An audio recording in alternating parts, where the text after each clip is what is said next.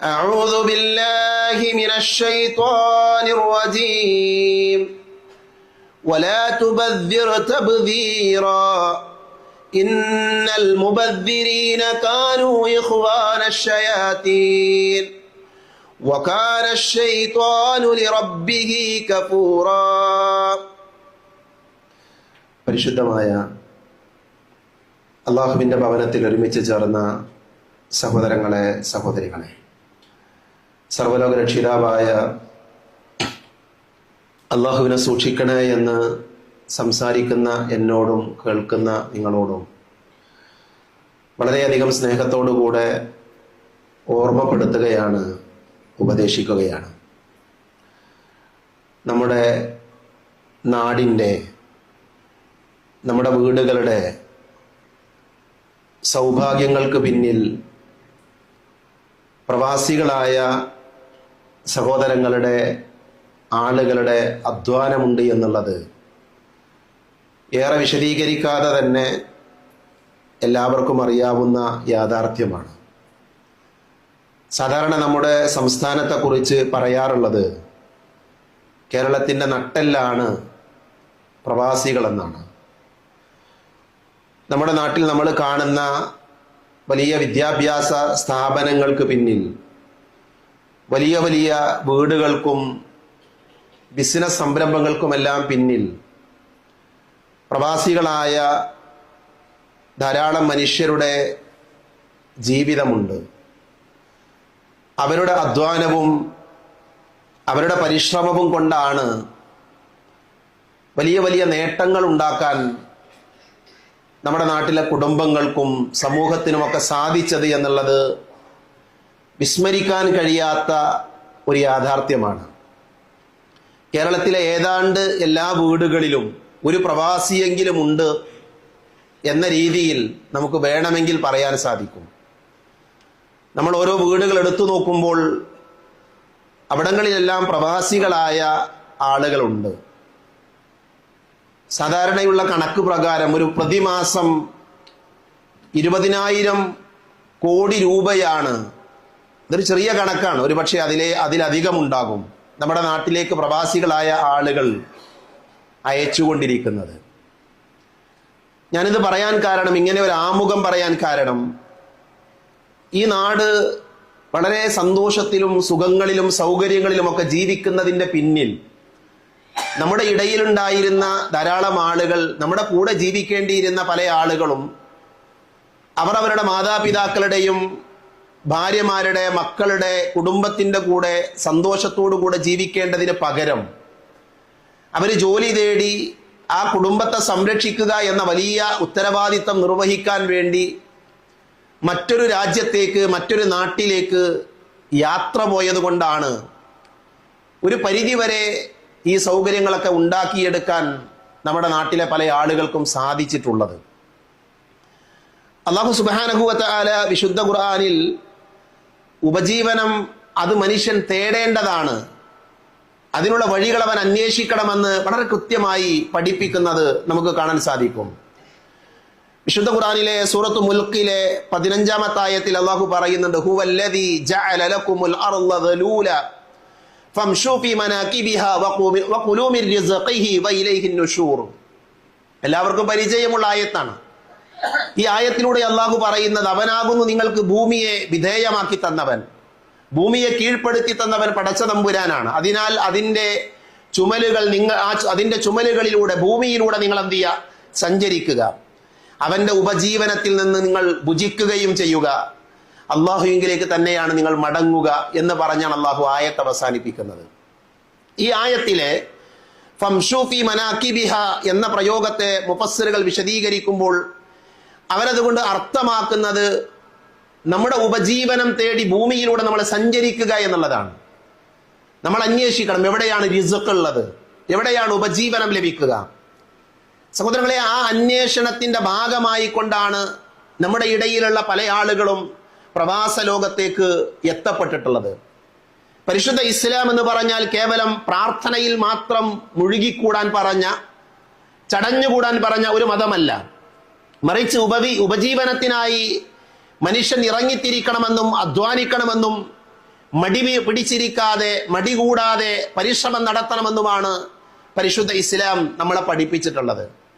ആ ഇസ്ലാമിന്റെ അന്വേഷണമാണ്, അല്ലെങ്കിൽ ആ ഇസ്ലാമിന്റെ നിർദ്ദേശമാണ് നമ്മളടക്കമുള്ള, അത് പ്രവാസ ലോകത്ത് എന്ന് മാത്രമല്ല, നാട്ടിൽ ഉപജീവനം തേടുന്ന ആളുകളും പ്രവാസികളായ ആളുകളും എല്ലാവരും ഈ ഖുർആനിന്റെ കൽപ്പനയാണ് പ്രാവർത്തികമാക്കിക്കൊണ്ടിരിക്കുന്നത്.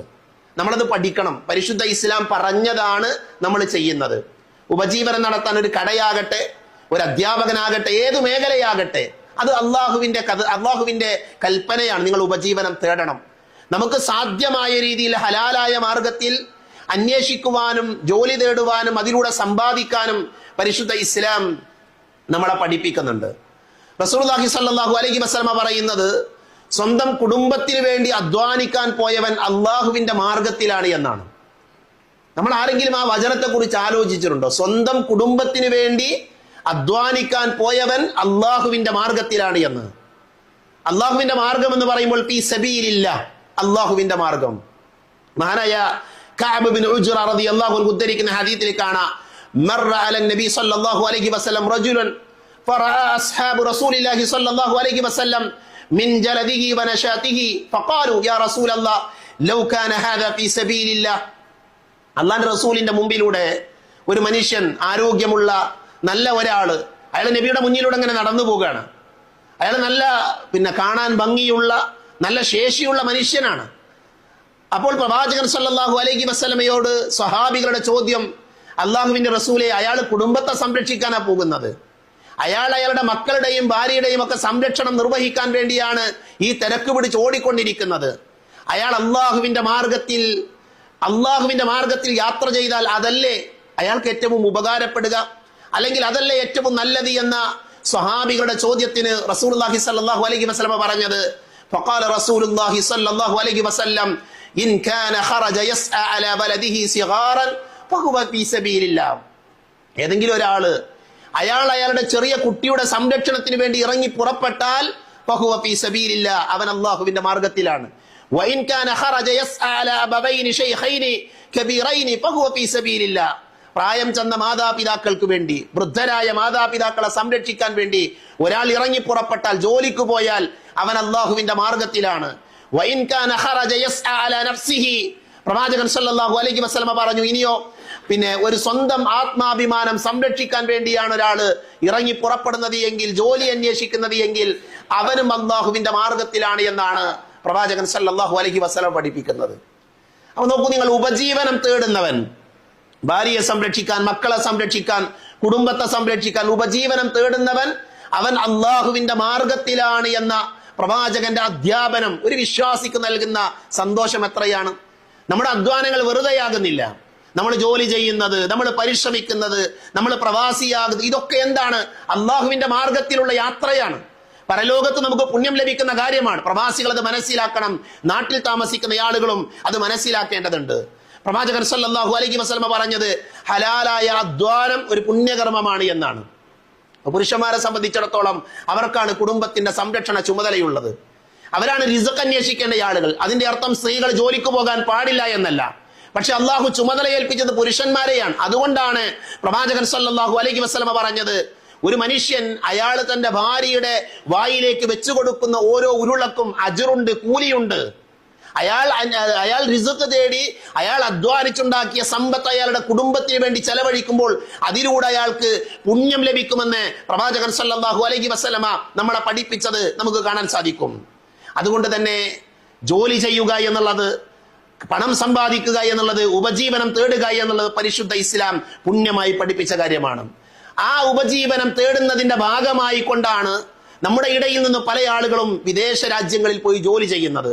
സഹോദരങ്ങളെ, ഈ സന്ദർഭത്തിൽ ഞാൻ ഈ വിഷയം പറയാൻ കാരണം, ഇന്നത്തെ നമ്മുടെ പ്രവാസി സഹോദരങ്ങൾ അനുഭവിക്കുന്ന പ്രതിസന്ധികൾ, അവരനുഭവിക്കുന്ന ബുദ്ധിമുട്ടുകൾ, അവർ നേരിട്ടുകൊണ്ടിരിക്കുന്ന വെല്ലുവിളികൾ, നാട്ടിൽ താമസിക്കുന്ന പ്രത്യേകിച്ച് പ്രവാസികളുടെ കുടുംബക്കാരായ ആളുകൾ ഗൗരവത്തിൽ കാണേണ്ടതുണ്ട്. അവർ ഗൗരവത്തിൽ മനസ്സിലാക്കേണ്ടതുണ്ട്. യുദ്ധത്തിന്റെ പശ്ചാത്തലത്തിൽ പ്രവാസ ലോകത്ത് അവരനുഭവിച്ചു കൊണ്ടിരിക്കുന്ന വേദനകൾ ഒരുപാടാണ്. അവരനുഭവിച്ചു കൊണ്ടിരിക്കുന്ന പ്രയാസങ്ങൾ വളരെ വലുതാണ്. നാട്ടിൽ നിന്ന് വരുന്ന ഓരോ ഫോൺ കോളുകളെയും പേടിക്കുന്ന പ്രവാസി സഹോദരങ്ങളുണ്ട് എന്നുള്ളത് അതിശയോക്തി പറയുന്നതല്ല. ഞാൻ അവരുമായി സംസാരിച്ചതിന്റെ, ഈ ഖുതുബക്ക് വേണ്ടി തന്നെ പ്രവാസ ലോകത്തുള്ള എന്റെ സഹോദരങ്ങളുമായി സുഹൃത്തുക്കളുമായി സംസാരിച്ചിട്ടുണ്ട്. അവരുടെ അനുഭവങ്ങൾ, അവർ മനസ്സിലാക്കിയ കാര്യങ്ങൾ, പ്രത്യേകിച്ച് യുദ്ധത്തിന്റെ പശ്ചാത്തലത്തിൽ അവർ നേരിടുന്ന കാര്യങ്ങൾ അവർ വിശദീകരിക്കുമ്പോൾ വല്ലാത്തൊരു മാനസികാവസ്ഥയാണ്. പ്രവാസ ലോകത്ത് എനിക്കും ജീവിക്കാൻ അവസരമുണ്ടായിട്ടുണ്ട്. നോക്കൂ നിങ്ങൾ, അവരെണ്ണി എണ്ണി പറഞ്ഞ ഒരു കാര്യം, ജോലി നഷ്ടപ്പെടുകയാണ് പ്രവാസികളായ പല ആളുകൾക്കും.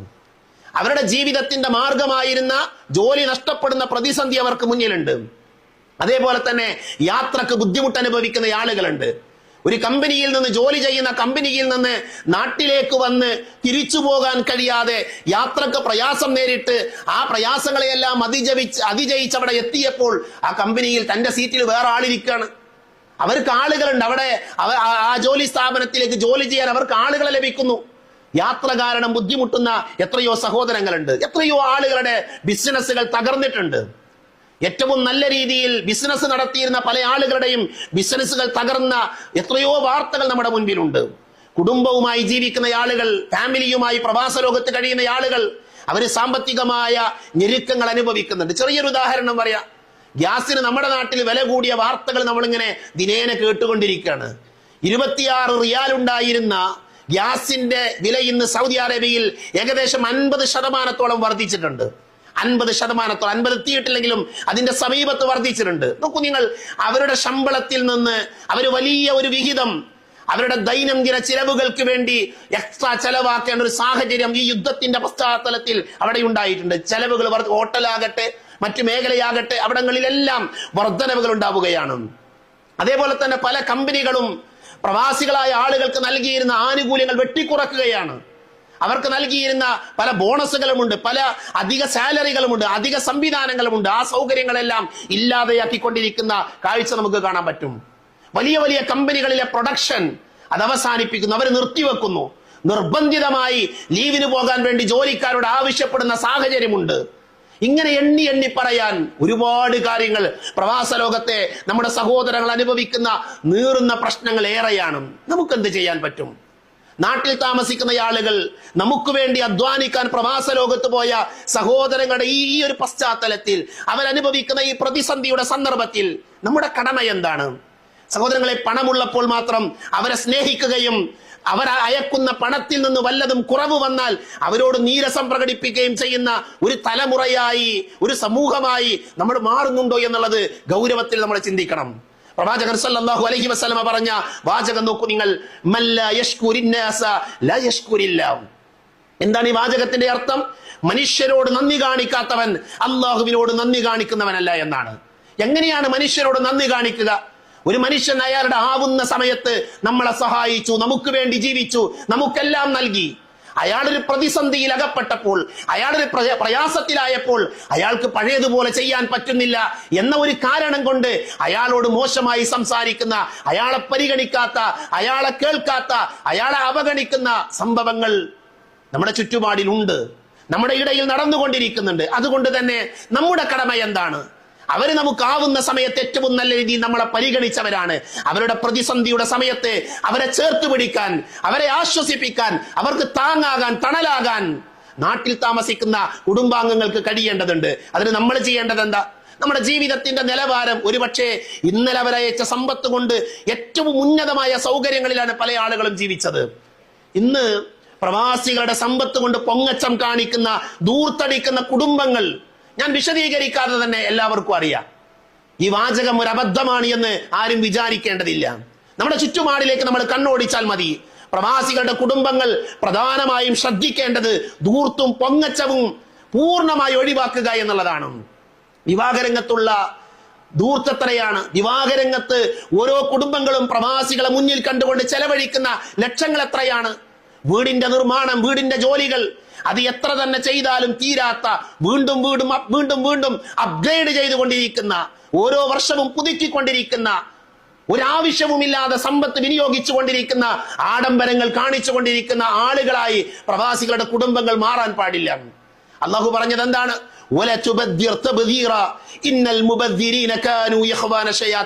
നിങ്ങൾ ധൂർത്തടിക്കാൻ പാടില്ല, അമിതമായി കൊണ്ട് നിങ്ങൾ ചെലവാക്കാൻ പാടില്ല. ധൂർത്തടിക്കുന്നവർ തീർച്ചയായും പിശാചിന്റെ ചങ്ങാതിമാരാണ് എന്ന് അല്ലാഹു സുബ്ഹാനഹു വ തആല നമ്മളെ പഠിപ്പിച്ചിട്ടുണ്ട്. കുലു വശ്റബു വലാ തുസ്രിഫു ഇന്നഹു ലാ യുഹിബ്ബുൽ മുസ്രിഫീൻ. വിശുദ്ധ ഖുർആന്റെ ആയത്താണ്. ഭക്ഷണത്തിലും പാനീയത്തിലും പോലും അതിരുകടക്കുന്നതിനെ താക്കീത് നൽകിയ മതമാണ് പരിശുദ്ധ ഇസ്ലാം. പ്രവാസി സഹോദരങ്ങളുടെ കുടുംബങ്ങൾ ആലോചിക്കേണ്ട കാര്യമാണ്. നമ്മുടെ വീട്ടിൽ ഒരു മാസക്കാലം നമ്മൾ ഭക്ഷണത്തിന് വേണ്ടി ചെലവഴിക്കുന്ന സമ്പത്ത് എത്രയാണ്? നമുക്കിന്ന് വീട്ടിൽ ഭക്ഷണം ഉണ്ടാക്കാൻ മടിയാണ്. നമ്മൾ ഓർഡർ ചെയ്യുന്ന ആളുകളാണ്. നമ്മൾ പുറത്തുള്ള സ്ഥാപനങ്ങളെ ആശ്രയിച്ചുകൊണ്ടാണ് പല ആളുകളും ജീവിച്ചു കൊണ്ടിരിക്കുന്നത്. മഹാനായ അബൂബക്കർ റളിയല്ലാഹു അൻഹുവിന്റെ ചരിത്രം വായിച്ചു പോകുമ്പോൾ അബൂബക്കർ തന്നെ പറഞ്ഞൊരു വാചകമുണ്ട്. ആ വാചകം വായിക്കുമ്പോൾ നമ്മൾ വീണ്ടും വീണ്ടും നമ്മളെ മുന്നിൽ വെച്ചുകൊണ്ട് ചിന്തിക്കേണ്ട കാര്യമാണ്. അബൂബക്കർ റളിയല്ലാഹു പറഞ്ഞത്, ഒരു ദിവസത്തെ ഭക്ഷണത്തിന് വേണ്ടി മാത്രം 2 ദിവസത്തെ സമ്പാദ്യം ചെലവഴിക്കുന്ന കുടുംബത്തെ ഞാൻ വെറുക്കുന്നു എന്നാണ്. എന്താ വാചകം? ഒരു ദിവസത്തെ ഭക്ഷണത്തിന് വേണ്ടി മാത്രം 2 ദിവസത്തെ സമ്പാദ്യം ചെലവഴിക്കുന്ന കുടുംബത്തെ ഞാൻ വെറുക്കുന്നു എന്ന വാചകം പ്രവാചകന്റെ ഖലീലായ അബൂബക്കർ സിദ്ദീഖ് റളിയല്ലാഹു അൻഹുവിന്റെ വാചകമാണ്. ഇന്നി ലൗ ബഅദു അഹ്ല ബൈത്തിൻ യുൻഫിഖൂന റിസ്ഖ അയ്യാമി ഫീ യൗമിൻ വാഹിദ്. വല്ലാത്തൊരു പ്രയോഗമാണത്. നമ്മുടെ നെഞ്ചകത്തേക്ക് കയറേണ്ട വാചകമാണത്. ഇമാം ബൈഹഖി അദ്ദേഹത്തിന്റെ ശുഅബുൽ ഈമാൻ എന്ന് പറയുന്ന പ്രസിദ്ധമായ ഗ്രന്ഥത്തിൽ ഈ വാചകം അദ്ദേഹം സാമ്പത്തികമായ കാര്യങ്ങൾ വിശദീകരിക്കുമ്പോൾ അബൂബക്കർ റളിയല്ലാഹുവിന്റെ ചരിത്രം അവിടെ അദ്ദേഹം കൊണ്ടുവരുന്നുണ്ട്. ഖലീഫ ഉമർ റളിയല്ലാഹു അൻഹു അദ്ദേഹം ഒരിക്കൽ ജാബിർ റളിയല്ലാഹു അൻഹുവിനെ കണ്ടൊരു രംഗമുണ്ട്. ജാബിർ റളിയല്ലാഹു അൻഹു മാംസം വാങ്ങി വരുന്നത് കണ്ടപ്പോൾ ഉമർ റളിയല്ലാഹു അൻഹു ചോദിച്ചു, ജാബിറെ എന്താണിത്? അപ്പൊ ജാബിർ റളിയല്ലാഹു അൻഹു പറഞ്ഞത്, എനിക്ക് മാംസം കഴിക്കാൻ ആഗ്രഹം ഉണ്ടായി, എനിക്ക് മാംസം ഭക്ഷിക്കാൻ കൊതി തോന്നി, അപ്പോൾ ഞാൻ വാങ്ങിയതാണ്. എന്താ ഉമർലാന്റെ വാചകം എന്നറിയോ? ഉമർ റളിയല്ലാഹു അൻഹു പറഞ്ഞത്, അകുല്ലമാ ഇസ്തഹൈത ഇസ്തറൈത്. എന്താണ് ആ വാചകം? ഇതൊക്കെ നമ്മൾ വായിക്കുമ്പോൾ എന്തായിരിക്കും നമ്മളെയൊക്കെ അവസ്ഥ? എന്താ അദ്ദേഹം പറഞ്ഞത്? നിനക്ക് എന്തെല്ലാം കഴിക്കണമെന്ന് നിനക്ക് ആഗ്രഹം തോന്നുന്നുവോ അതെല്ലാം നീ വാങ്ങി തിന്നുകയാണ് എങ്കിൽ അവൻ ധൂർത്തനാകാൻ വേറൊന്നും വേണ്ടെന്നാണ്. സുബ്ഹാനല്ലാഹ്. നമ്മുടെ വീട്ടിൽ മാംസമില്ലാത്ത, മത്സ്യമില്ലാത്ത, വിഭവങ്ങളില്ലാത്ത, അത്തരത്തിലുള്ള നോൺ വെജുകളില്ലാത്ത തീന്മേശകൾ വിരളമാണ് അല്ലെ? ഇത് ഏത് കാലഘട്ടം മുതലാ തുടങ്ങിയത്? ഞാൻ അതിനെ എതിർക്കുകയല്ല, അത് വേണ്ട എന്ന് പറയുകയല്ല. മറിച്ച് ഇവിടെ ഒരു കൂട്ടം ആളുകൾ പ്രതിസന്ധിയിലുണ്ട്. ഒരുപക്ഷെ അവരുടെ വേദനകൾ, അവരുടെ സങ്കടങ്ങൾ നമ്മളോട് പറയാൻ അവർക്ക് പ്രയാസം ഉണ്ടാകും. നമ്മളാണ് കണ്ടറിയേണ്ട ആളുകൾ. യുദ്ധത്തിന്റെ വാർത്തകൾ കേൾക്കുമ്പോൾ നമ്മൾ അവരോട് അന്വേഷിക്കണ്ടേ, എന്താണ് നിങ്ങളുടെ അവസ്ഥ എന്ന് അന്വേഷിക്കണ്ടേ? ഇന്ന് നിരന്തരം നമ്മുടെ വീടുകളിലേക്ക് വ്യത്യസ്തമായ കമ്പനികളുടെ ജോലിക്കാർ വന്നുകൊണ്ട്, ആമസോണിന്റെ, ഫ്ലിപ്കാർട്ടിന്റെ ഒക്കെ ആളുകൾ ഇങ്ങനെ വന്നുകൊണ്ടിരിക്കുകയാണ് അല്ലേ? ബൈക്കിന്റെ പിറകിൽ, സ്കൂട്ടിയുടെ പിറകിൽ വലിയ വലിയ ബാഗുകളുമായി നമ്മുടെ വീട്ടിലേക്ക് നിരന്തരം ആളുകൾ വരികയാണ്. പർച്ചേസിന്റെ രീതി മാറി. നമ്മൾ പർച്ചേസ് ചെയ്യുന്ന, നമ്മൾ സാധനങ്ങൾ വാങ്ങുന്നതിന്റെ കോലം മാറി. നമ്മുടെ ബെഡിൽ കിടന്ന് വീട്ടിലിരുന്ന് നമുക്ക് വേണ്ടതെല്ലാം നിരന്തരം വാങ്ങിക്കൊണ്ടിരിക്കുന്ന, പറയുന്ന ഞാനും നിങ്ങളുമൊക്കെ ഇതിൽ അംഗങ്ങളാണ്, ഈ പറയുന്ന ഗണത്തിൽപ്പെട്ട ആളുകളാണ്. അതുകൊണ്ട് തന്നെ നമ്മൾ പ്രവാസികളായ ആളുകളുടെ ബന്ധുക്കൾ എന്ന നിലയിൽ, കുടുംബക്കാരെന്ന നിലയിൽ ഒരു നല്ല സാമ്പത്തിക അച്ചടക്കം പാലിക്കാൻ നമുക്ക് കഴിയേണ്ടതുണ്ട്. പരിശുദ്ധ ഇസ്ലാം സാമ്പത്തിക അച്ചടക്കം പഠിപ്പിച്ച മതമാണ്. സാമ്പത്തികമായ അച്ചടക്കം പാലിക്കണമെന്ന് പഠിപ്പിച്ച മതമാണ്. വല്ലദീന ഇദാ അൻഫഖു ലം യുസ്രിഫു വലം യഖ്തുറു വകാന ബൈന ദാലിക ഖവാമ. ഖുർആനിന്റെ പ്രയോഗമാണത്. ചെലവഴിക്കുകയാണെങ്കിൽ ദൂർത്ത് കാണിക്കാത്തവരും അതേപോലെ തന്നെ കടുംപിടുത്തം നടത്താത്തവരും അതിനിടയിലുള്ള മിതമായ മാർഗം സ്വീകരിക്കുന്നവരുമാണ് അള്ളാഹുവിന്റെ അടിമകളായ വിശ്വാസികളെന്ന് വിശുദ്ധ ഖുർആനിൽ ഇബാദുർ റഹ്മാന്റെ അടയാളങ്ങൾ പഠിപ്പിക്കുമ്പോൾ നബി സല്ലല്ലാഹു അലൈഹി വസല്ലമ പറഞ്ഞത് നമുക്ക് കാണാൻ പറ്റും. നമ്മുടെ സമ്പത്തിനെ കുറിച്ച് അള്ളാഹു ചോദിക്കും. എന്താ ചോദ്യം? എവിടുന്നാ സമ്പാദിച്ചത്? എവിടുന്നാ ഇത് കിട്ടിയത്? പ്രവാസ ലോകത്ത് മണലാരണ്യത്തിൽ കിടന്ന് കഷ്ടപ്പെട്ട് അധ്വാനിച്ച് നമ്മുടെ ബാപ്പ, നമ്മുടെ ഭർത്താവ്, നമ്മുടെ സഹോദരൻ, നമ്മുടെ മകൻ അവരയച്ചു തരുന്ന സമ്പത്ത് തോന്നിയതുപോലെ വിനിയോഗിച്ചാൽ, ഹലാല് നോക്കാതെ, ഹറാമ് നോക്കാതെ, റബ്ബിന്റെ നിയമങ്ങൾ നോക്കാതെ, അവരെ പരിഗണിക്കാതെ നമ്മൾ ചെലവഴിച്ചാൽ നാളെ പരലോകത്ത് എന്തേക്കാരം നമ്മുടെ മറുപടി? ഏത് രീതിയിലാണ് മറുപടി പറയാ? പ്രത്യേകിച്ച് എന്റെ യുവാക്കളായ പഠനം നടത്തിക്കൊണ്ടിരിക്കുന്ന കുട്ടികളൊക്കെ ഗൗരവത്തിൽ കാണണം. ക്യാമ്പസുകളിൽ പോകാനും വൈകുന്നേരം ഭക്ഷണം കഴിക്കാനും, സ്വന്തം വീട്ടിൽ ഭക്ഷണം ഉണ്ടായിട്ടും നമ്മുടെ കുട്ടികൾക്ക് വീട്ടിൽ ഉമ്മയുണ്ടാക്കുന്ന ഭക്ഷണം പോരാ, അവർക്ക് പുറത്തു പോകണം. എന്നോട് വെറുപ്പ് വിചാരിക്കരുത്. നമ്മുടെ സഹോദരങ്ങൾ അനുഭവിക്കുന്ന, അവരുടെ നീറുന്ന പ്രശ്നങ്ങളാണ്. ഇത് അഡ്രസ് ചെയ്യാതെ, ഇത് പറയാതെ നമുക്കെങ്ങനെ മുന്നോട്ട് പോകാൻ പറ്റും? വുളൂ ചെയ്യുന്ന മേഖലയിൽ പോലും ദൂർത്തടിക്കരുത് എന്ന് പഠിപ്പിച്ച മതമാണ് ഇസ്ലാം. അള്ളാന്റെ റസൂല് ഒരു പുഴയുടെ ചാരത്തുകൂടെ പോകുമ്പോഴാണ് ആ പുഴയിൽ നിന്ന് വുളൂവെടുക്കുന്ന മനുഷ്യൻ അയാളോട് നബി ദൂർത്ത് കാണിക്കരുത് എന്ന് പറഞ്ഞത്. അയാളുടെ ചോദ്യം, നബിയെ, ഒഴുകിക്കൊണ്ടിരിക്കുന്ന പുഴയിൽ ഞാൻ വുദൂ ചെയ്യുമ്പോൾ അവിടെ ദൂർത്തുണ്ടോ? പ്രവാചകൻ പറഞ്ഞു, നാം വൈൻ കുൻത അലാ നഹരി ജാരിൻ, നീ ഒരു പുഴയുടെ അയൽവാസിയാണെങ്കിലും അവിടെ ദൂർത്തുണ്ട് എന്ന് പ്രവാചകൻ സല്ലല്ലാഹു അലൈഹി വസല്ലമ പഠിപ്പിച്ചത് കാണാൻ പറ്റും. മനസ്സിലായില്ലേ? പ്രവാചകൻ സല്ലല്ലാഹു അലൈഹി വസല്ലമ അത് പഠിപ്പിക്കാണ്. ഇമാം ഷാഫി റഹ്മത്തുള്ളാഹി അലൈഹി പറഞ്ഞത്, അത്തബ്ദീറു ഇൻഫാഖുൽ മാലി ഫീ ഗൈരി ഹഖ്ഖിഹി. എന്താ ദൂർത്ത് എന്ന് പറഞ്ഞാൽ? അർഹതയില്ലാത്ത അനാവശ്യമായ അനീതിയായ കാര്യങ്ങളിൽ ധനം ചെലവഴിക്കുന്നതിനാണ് ദൂർത്ത് എന്ന് പറയുക എന്നാണ് മഹാനായ ഇമാം ഷാഫി റഹ്മത്തുള്ളാഹി അലൈഹി പറയുന്നത്. അതുകൊണ്ട് നമ്മുടെയൊക്കെ ഇടയിൽ പ്രവാസികളുണ്ട്. ഒരുപക്ഷെ ഈ ഖുത്ബ കേൾക്കുന്നവരുടെ കൂട്ടത്തിലുണ്ട്. നമ്മുടെ വീട്ടിലുള്ള പ്രവാസികൾ ഇന്ന് പ്രവാസ ലോകത്ത് പ്രയാസം അനുഭവിക്കുന്നവരുണ്ട്.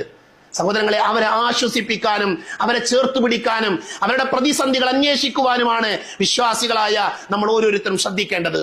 ഒരു പ്രതിസന്ധി ഉണ്ടാകുമ്പോൾ ചേർത്ത് പിടിക്കുക എന്നുള്ളതാണ് ഇസ്ലാമിന്റെ മര്യാദ. റസൂലുള്ളാഹി സ്വല്ലല്ലാഹു അലൈഹി വസല്ലമ പ്രവാചക തിരുമേനി ഹിറാ ഗുഹയിൽ നിന്ന് പേടിച്ചു വിറച്ച് വീട്ടിലേക്ക് വന്ന രംഗം ആലോചിച്ച് നോക്കൂ നിങ്ങൾ. ആശങ്കപ്പെട്ട ഭയപ്പെട്ട നബിയെ ഖദീജ ഉമ്മ ചേർത്ത് പിടിച്ചു.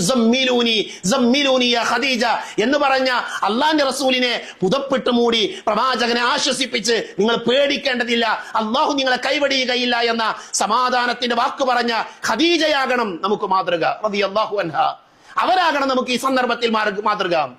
ജോലി പോയാൽ പോകട്ടെ, പ്രശ്നമില്ല, നമുക്കിവിടെ ജീവിക്കാൻ വഴികളുണ്ട് എന്ന് പറയുന്ന, നമുക്കിവിടെ മറ്റു വഴികൾ കാണാം, നമ്മുടെ ജീവിതത്തിന്റെ നിലവാരം കുറച്ചാലും പ്രശ്നമില്ല എന്ന് പറയുന്ന ഭാര്യമാരുണ്ടാകേണ്ട കാലഘട്ടമാണിത്. പ്രവാസി സഹോദരങ്ങളുടെ ഭാര്യമാര് പഠിക്കേണ്ട പാഠമുണ്ട്. സ്വഹാബികളുടെ ഭാര്യമാര് അവര് പ്രവാചകൻ സല്ലല്ലാഹു അലൈഹി വസല്ലമയുടെ അനുചരന്മാരോട് പറയുമായിരുന്നു, നിങ്ങൾ സമ്പാദിച്ചോളൂ, പക്ഷേ സമ്പാദിക്കുമ്പോൾ നിങ്ങളുടെ സമ്പത്തിൽ ഒരു തരിമ്പ് പോലും ഹറാമുണ്ടാകരുത്. കാരണം വിശപ്പിന്റെ വേദന ഞങ്ങൾ അനുഭവിച്ചോളാം, നരകത്തിന്റെ ചൂടനുഭവിക്കാൻ ഞങ്ങൾക്ക് സാധ്യമല്ല എന്ന് ഭാര്യമാര് ഭർത്താക്കന്മാരോട് പറയുമായിരുന്നു. അങ്ങനെ അവരെ ചേർത്ത് പിടിച്ച ആളുകളാണ് ചരിത്രത്തിന്റെ ഇന്നലകളിൽ കഴിഞ്ഞുപോയ ആളുകൾ. അതുകൊണ്ട് സഹോദരങ്ങളെ, ഓരോ പ്രവാസിയും നമ്മുടെ വീട്ടിലുള്ള പ്രവാസി സഹോദരങ്ങളോട് അവരുടെ അവസ്ഥകൾ ചോദിച്ചറിയണം, മനസ്സിലാക്കണം, അവരെ ചേർത്ത് പിടിക്കണം, അവരെ ആശ്വസിപ്പിക്കണം. നമ്മുടെ ആവശ്യങ്ങൾ പരമാവധി കുറച്ച് ഈ പ്രതിസന്ധിയുടെ നാളുകളിൽ അവർക്ക് താങ്ങാകാൻ, തണലാകാൻ നമുക്ക് സാധിക്കണം. അല്ലാഹു ആ ഒരു നല്ല അവസ്ഥയിലേക്ക് നമ്മളെ ഉയർത്തുമാറാകട്ടെ.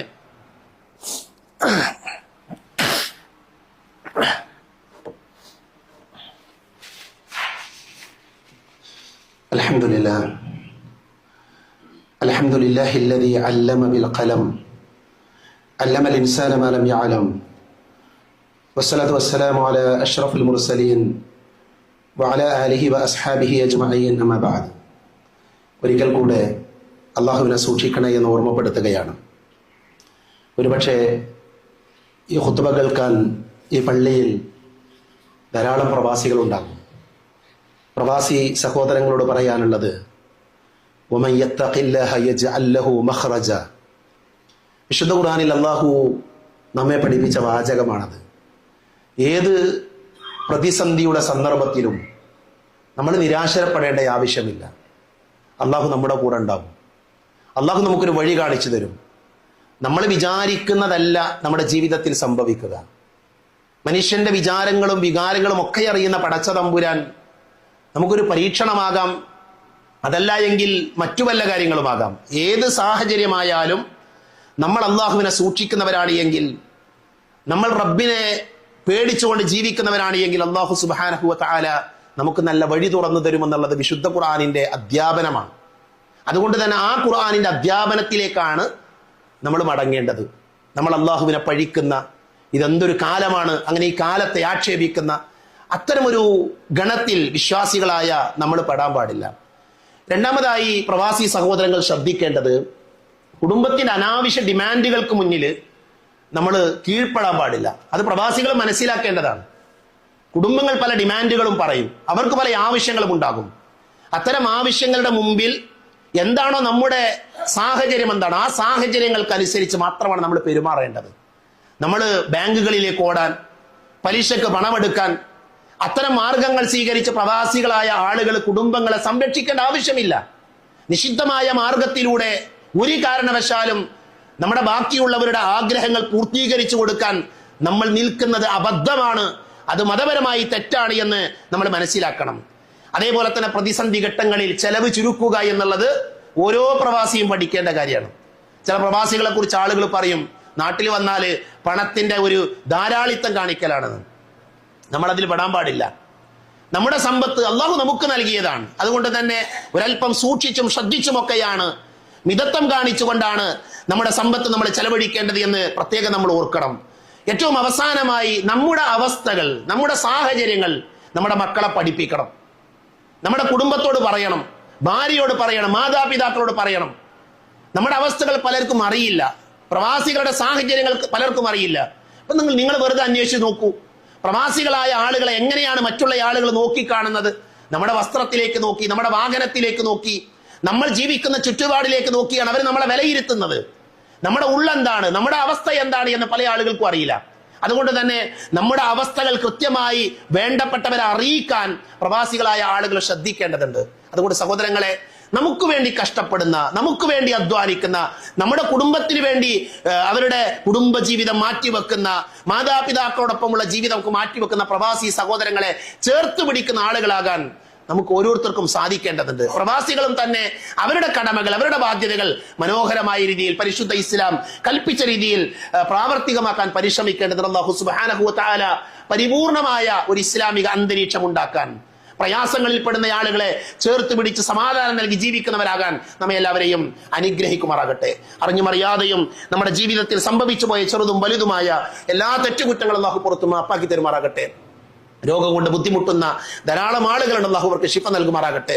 പ്രവാസ ലോകത്ത് പ്രതിസന്ധികൾ അനുഭവിക്കുന്ന നമ്മുടെ സഹോദരങ്ങൾ, നമ്മുടെ സുഹൃത്തുക്കൾ, കുടുംബങ്ങൾ, അല്ലാഹു അവരുടെ പ്രയാസങ്ങൾ തീർത്തു കൊടുക്കുമാറാകട്ടെ. എല്ലാ പ്രതിസന്ധികളിൽ നിന്നും അല്ലാഹു അവർക്ക് മോചനം നൽകുമാറാകട്ടെ. ജോലി നഷ്ടപ്പെട്ടു പോയ സഹോദരങ്ങൾക്ക് അല്ലാഹു നല്ല ജോലി നൽകി അവരെയും അവരുടെ കുടുംബത്തെയും അനുഗ്രഹിക്കുമാറാകട്ടെ. അല്ലാഹുമ്മ ഗഫിർ ലിൽ മുഅ്മിനീന വൽ മുഅ്മിനാത്ത് വൽ മുസ്ലിമീന വൽ മുസ്ലിമാത്ത് അല്ലഹിയാ മിൻഹും വൽ അംവാത്ത് അല്ലാഹുമ്മ അജിർനാ മിനൻ നാർ അല്ലാഹുമ്മ അജിർനാ മിനൻ നാർ അല്ലാഹുമ്മ അജിർനാ മിനൻ النار ربنا آتنا في الدنيا حسنة وفي الآخرة حسنة وقنا عذاب النار آمين آمين برحمتك يا أرحم الراحمين وآخر دعوانا الحمد لله رب العالمين.